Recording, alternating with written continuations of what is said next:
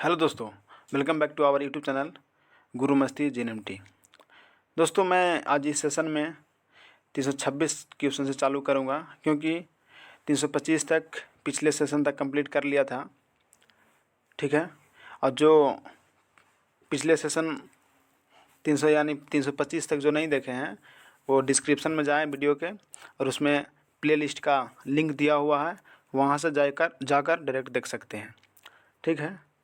तो चलते हैं डायरेक्ट क्वेश्चन नंबर 326 तक, क्योंकि पिछला सेशन में 325 तक हो गया था। ठीक है, चलते हैं 326 में। 326 का क्वेश्चन है, सूरदास की रचनाओं की भाषा क्या है? Option A Awadhi, option B Brajbhasha, option C Khadi Boli, या ऑप्शन डी मैथिली। इसका सटीक जवाब होगा, आप लोग जानते हैं शायद, या तो शायद रिपीट हो गया क्वेश्चन, तो फिर भी ऑप्शन नंबर बी होगा इसका। ठीक है, यानी ब्रजभाषा था। ठीक है। नेक्स्ट 327 में है, सूरदास के दीक्षा गुरु का नाम क्या था? Option A Narhari Das, option B Vithal Das, option C Vallabhacharya, या ऑप्शन डी आनंद दास। तो इसका सटीक जवाब होगा ऑप्शन सी, यानी वल्लभाचार्य था। यानी सूरदास के दीक्षा गुरु का नाम था वल्लभाचार्य जी। ठीक है। नेक्स्ट 328 में 328 का है क्वेश्चन, सूरदास किस मार्ग में दीक्षित हुए? Option A Ashtachhap, option B संत मार्ग, ऑप्शन सी पुष्टि मार्ग, या ऑप्शन डी इनमें से कोई नहीं। तो इसका सटीक जवाब होगा ऑप्शन सी, यानी पुष्टि मार्ग में दीक्षित हुए। कौन? सूरदास जी। ठीक है। नेक्स्ट 328 हो गया। 329 में 329 का क्वेश्चन है, वल्लभाचार्य से मिलने के पूर्व यानी पहले सूरदास किस भाव के पद गाते थे? ऑप्शन ए प्रेम भाव, ऑप्शन बी व्यक्ति भाव, ऑप्शन सी धन्य भाव, या ऑप्शन डी अवसाद भाव। तो इसका सटीक जवाब होगा ऑप्शन सी, यानी दैन्य भाव। ठीक है। अर्थात वल्लभाचार्य जी से मिलने से पहले सूरदास जी जो थे वो दैन्य भाव के पद गाते थे। ठीक है। नेक्स्ट 330 में, सूरसागर किसकी रचना है? ऑप्शन ए रैदास जी की, ऑप्शन बी सूरदास जी की, ऑप्शन सी नंददास जी की, या ऑप्शन डी तुलसीदास जी की। तो इसका सटीक जवाब होगा ऑप्शन बी, ऑप्शन बी होगा, यानी सूरसागर सूरदास की रचना है। ठीक है। और जो लोग इस चैनल पर नए होंगे वो चैनल को सब्सक्राइब करके और बेल आइकन को दबा देंगे, ताकि नोटिफिकेशन आते रहे। शायद आपका काम लायक हो या ना हो, जो भी हैं 12th के स्टडी कर रहे हैं, वो 2023 के क्वेश्चन मस्ट इस वीडियो से टकराएगा, यानी क्वेश्चन आएगा। तो आप लोग कोई भी जो भी भाई बहन आपका पढ़ रहे होंगे उनको बस शेयर कर दें, ताकि अच्छा क्वेश्चनों का उनका भेंट हो जाए। ठीक है। चलिए नेक्स्ट चलते हैं 331 में, द्वितीय पद में किस खाद्य पदार्थ का उल्लेख नहीं हुआ है? ऑप्शन ए दही, ऑप्शन बी माखन, ऑप्शन सी मिश्री, या ऑप्शन डी अपूप। इसका सटीक जवाब होगा ऑप्शन डी, यानी अपूप। कहने का मतलब द्वितीय पद में खाद्य पदार्थ का नहीं उल्लेख हुआ है। दही का तो हो सकता है, माखन भी हो सकता है, मिश्री का भी हो सकता है, बट अपूप पता नहीं क्या चीज़ है। चलिए नेक्स्ट चलते हैं 332 में। 332 का क्वेश्चन है, सूरदास की कृति है, यानी सूरदास जी के द्वारा क्या लिखा गया है? Option A Pranbhang, option B Jayadrath, option C Sahitya Lahari, या ऑप्शन डी बरबया रामायण। तो इसका सटीक जवाब होगा ऑप्शन सी, यानी साहित्य लहरी। अर्थात सूरदास जी के जो कृति है वो इसमें से साहित्य लहरी है। ठीक है। नेक्स्ट 333 में 333 का क्वेश्चन है, सूरसागर किस भाषा में रचित हैं? ऑप्शन ए भोजपुरी भाषा में, ऑप्शन बी संस्कृत में, ऑप्शन सी ब्रज भाषा में, या ऑप्शन डी अवधी में। तो इसका सटीक जवाब होगा ऑप्शन सी, यानी ब्रज भाषा में। यानी सूरसागर किस भाषा में रचित है? तो ब्रज भाषा में। चलिए इस सेशन को लाइक भी करते चलिएगा। नेक्स्ट चलते हैं 334 में, सूरदास के संकलित पदों में रस है? ऑप्शन ए श्रृंगार रस, ऑप्शन बी वात्सल्य रस, ऑप्शन सी हास्य रस या ऑप्शन डी रौद्र रस।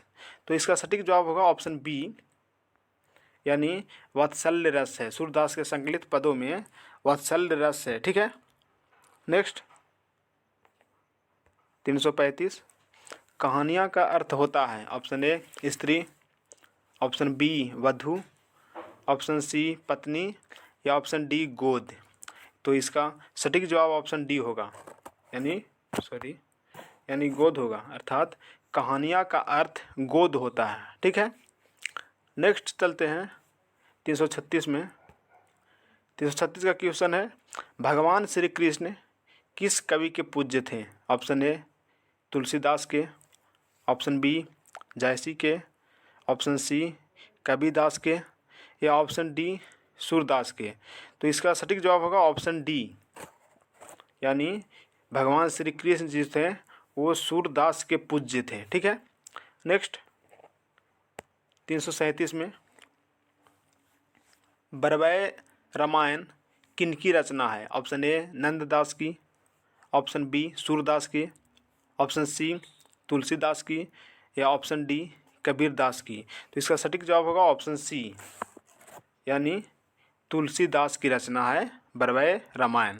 ठीक है, चलिए नेक्स्ट चलते हैं 338 में। बिना टाइम को लैप्स किए हुए क्वेश्चन को लगातार रिवीजन करा रहे हैं। ठीक है, बस आप लोग सेशन को लाइक सब्सक्राइब कर देंगे। चलिए नेक्स्ट चलते हैं, काशी में कितने वर्ष रहकर तुलसीदास विद्या अध्ययन किए? ऑप्शन ए 10 वर्षों तक, ऑप्शन बी 15 वर्षों तक, ऑप्शन सी 18 वर्षों तक या ऑप्शन डी 20 वर्षों तक। तो इसका सटीक जवाब ऑप्शन नंबर बी होगा, ऑप्शन बी होगा, यानी काशी में तुलसीदास जी टोटल 15 वर्षों तक रहकर विद्या अध्ययन किए। ठीक है, नेक्स्ट 339 में, तुलसीदास ने अपने युग की किन 2 साहित्यिक भाषाओं को अपनाया?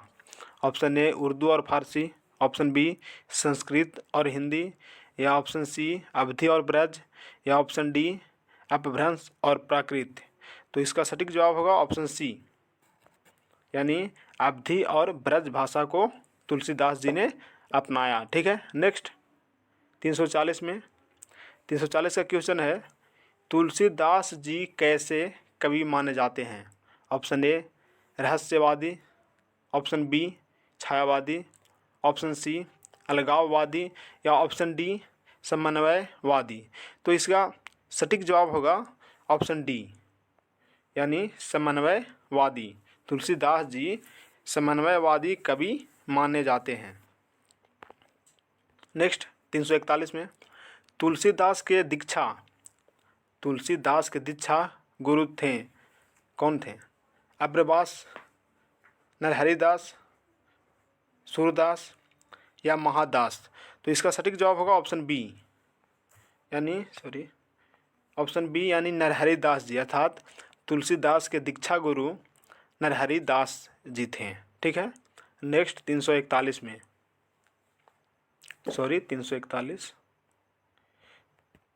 341 हो गया।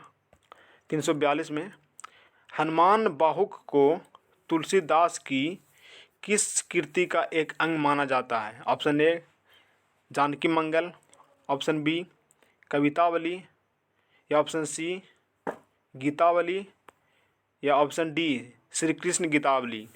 तो इसका सटीक जवाब होगा ऑप्शन नंबर बी, यानी कवितावली, यानी हनुमान बाहुक को तुलसीदास की कवितावली कृति का एक अंग माना जाता है। ठीक है, नेक्स्ट चलते हैं 343 में। 343 का क्वेश्चन है, रामचरितमानस का प्रधान रस है? ऑप्शन ए वीर रस, ऑप्शन डी श्रृंगार रस, ऑप्शन सी करुणा रस या डी भक्ति रस। तो इसका सटीक जवाब होगा ऑप्शन डी, यानी भक्ति रस, अर्थात रामचरितमानस का प्रधान रस जो है वो भक्ति रस है। ठीक है, नेक्स्ट चलते हैं 344 में। निम्नलिखित में रामचरितमानस क्या है? ऑप्शन ए गीति काव्य, ऑप्शन बी गाथा, ऑप्शन सी महाकाव्य या ऑप्शन डी खंड काव्य। तो इसका सटीक जवाब आप लोग शायद जानते होंगे, महाकाव्य है, ऑप्शन सी। ठीक है, क्या है? रामचरितमानस जो है वो महाकाव्य है। ठीक है, नेक्स्ट चलते हैं 345 में। इनमें से कौन सी रचना तुलसीदास की नहीं है? Option A Kavitavali, option B Barvai Ramayan, option C Gitavali या ऑप्शन डी राधा स्तुति। तो इसका सटीक जवाब होगा ऑप्शन डी। ठीक है, यानी राधा स्तुति होगा, अर्थात इनमें से कौन सी रचना तुलसीदास की नहीं है? तो राधा स्तुति जो है वो तुलसीदास जी के द्वारा नहीं लिखा गया है। बाकी कवितावली, बरबय रामायण और गीतावली तीनों तुलसीदास जी के द्वारा लिखा गया है। ठीक है, बाकी राधा स्तुति नहीं लिखा गया है। ठीक है, नेक्स्ट चलते हैं 346 में। रामचरितमानस का रचना समय क्या है? ऑप्शन ए संवत 1631, ऑप्शन बी संवत 1622, ऑप्शन सी संवत 1480 या ऑप्शन डी संवत 1632। तो इसका सटीक जवाब होगा ऑप्शन ए, यानी संवत 1631 जो है वह रामचरितमानस का रचना समय है। ठीक है, नेक्स्ट 347 में। रामचरितमानस की भाषा है? Option A Maithili, option B Sanskrit, option C Awadhi या ऑप्शन डी ब्रज भाषा। तो इसका सटीक जवाब होगा 347 का सटीक जवाब होगा ऑप्शन सी, यानी अवधी, यानी रामचरितमानस की भाषा अवधी है। ठीक है, नेक्स्ट चलते हैं 348 में। विनय पत्रिका की भाषा है? Option A Awadhi, option B Antarvedi Braj Bhasha या ऑप्शन सी मैथिली या ऑप्शन डी अंगिका। तो इसका सटीक जवाब ऑप्शन बी होगा, यानी अंतर्वेदी ब्रज भाषा, यानी ब्रज भाषा को अंतर्वेदी भाषा बोलते हैं। ठीक है, विनय पत्रिका क्या है? तो ब्रज भाषा उसको बोलिए या अंतर्वेदी, ब्रज भाषा देगा या अंतर्वेदी देगा, दोनों सही है। ठीक है, नेक्स्ट चलते हैं 349 में। तुलसीदास का जन्म कहाँ हुआ था? ऑप्शन ए राजापुर बांदा उत्तर प्रदेश, या ऑप्शन बी अयोध्या में, या ऑप्शन सी हाजीपुर में, या ऑप्शन डी प्रयाग में। तो इसका सटीक जवाब होगा ऑप्शन ए, यानी राजापुर बांदा कहाँ में पड़ता है? उत्तर प्रदेश में पड़ता है। ठीक है, नेक्स्ट चलते हैं 350 में। 350 का क्वेश्चन है, तुलसीदास का मूल नाम क्या था? Option A Bam Bhola, option B Ram Bola, option सी हरि बोला या ऑप्शन डी इनमें से कोई नहीं। तो इसका सटीक जवाब होगा ऑप्शन बी राम बोला, अर्थात तुलसीदास का मूल नाम जो था वो राम बोला था। ठीक है, नेक्स्ट चलिए रहने दीजिए, यानी ये टोटल यहाँ 25 क्वेश्चन हो गया, बाकी अगले सेशन में देखेंगे। और जो लोग पिछले सेशन का वीडियो नहीं देखे हैं वो डिस्क्रिप्शन में दिया हुआ वीडियो का लिंक प्लेलिस्ट का, वो जाकर वहाँ से डायरेक्टली पूरा प्लेलिस्ट देख लें। ठीक है, बस इतना ही, तब तक के लिए जय हिंद,